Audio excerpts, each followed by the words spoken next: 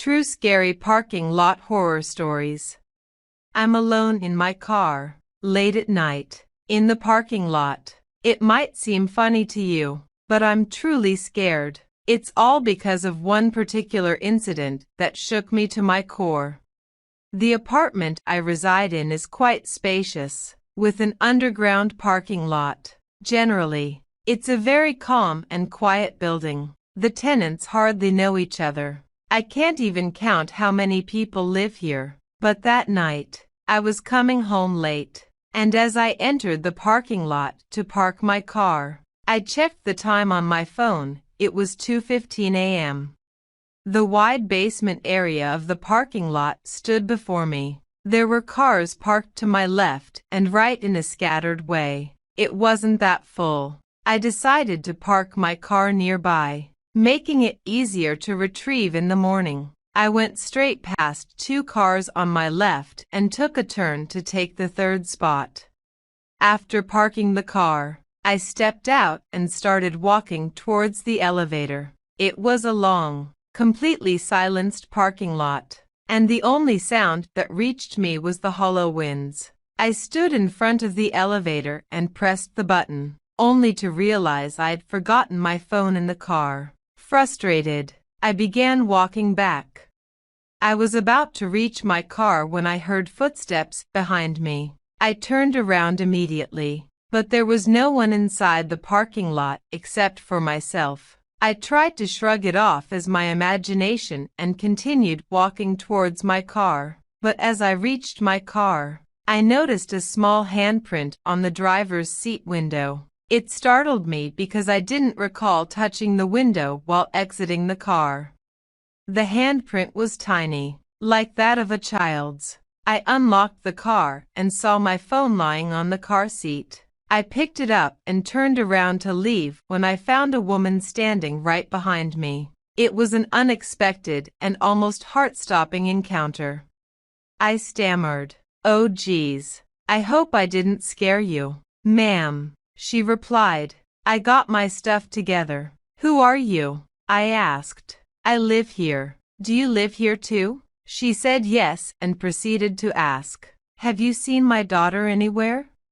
I told her I hadn't, and then I noticed the handprint on the window. She looked at it and sniffed the air strangely. "Yes, I think she's hiding here somewhere. Such a naughty little girl," she said. This revelation about her daughter's handprint on my car window left me bewildered. The woman's peculiar behavior made it clear that something wasn't right with her. She insisted on finding her daughter and kept sniffing the air, her actions sending shivers down my spine. I finally mustered the courage to ask, "Ma'am, will you please tell me what the hell is going on?" She began biting her nails, staring at me with wide, eerie eyes, and grinning in a chilling manner.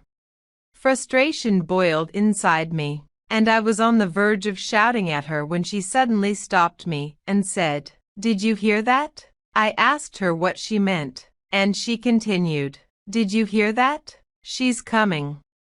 I looked around but couldn't see a child or even hear a chuckle. "Ma'am, there's no one here. You should call security," I suggested, but she insisted, saying, "There she is. You've surely heard her. There she is." The woman pointed right behind me, and I turned around to see a portion of the emergency stairs entrance, which I hadn't noticed earlier. The door was slightly ajar, and the dim light made it difficult to see.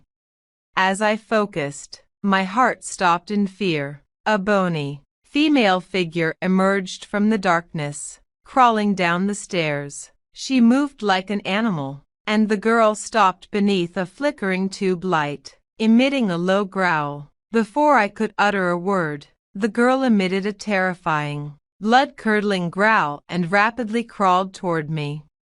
The woman next to me started laughing with a spine-chilling voice, saying, "There's my girl, my naughty little girl. She likes you. She's coming to get you." I screamed at the top of my lungs and tried to run in the opposite direction, but it seemed too late. The girl jumped on me, and I fell to the ground with a thud. She viciously attempted to gouge out my eyes, and I struggled to hold her back. She bit into my arm, tearing a chunk of flesh with her sharp teeth, and then aimed for my neck. Out of instinct, I punched her hard, and she screamed in pain, falling unconscious beside me. The creepy woman rushed to her daughter, sobbing. Other tenants and security guards arrived, and I called the police. It was revealed that the woman and her daughter lived in the basement and had serious mental health issues. The daughter's aggressive behavior had scared everyone, but they had been living in isolation, and nobody stepped in to help them.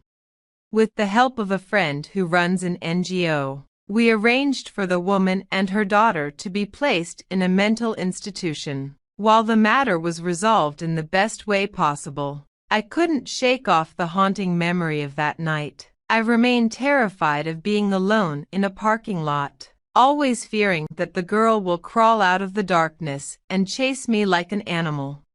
I find it difficult to shake off the memory of that terrifying night. The fear of being alone in a parking lot haunts me every time I enter one. I can't help but imagine that girl crawling out of the darkness, ready to chase me down like a predator. Despite the resolution of that eerie encounter, the lasting trauma has left a permanent mark on my psyche. I'm no longer at ease when I'm alone in a parking lot, especially in the dead of night. The mere thought of that bony, growling figure and the creepy woman's unsettling behavior still sends shivers down my spine.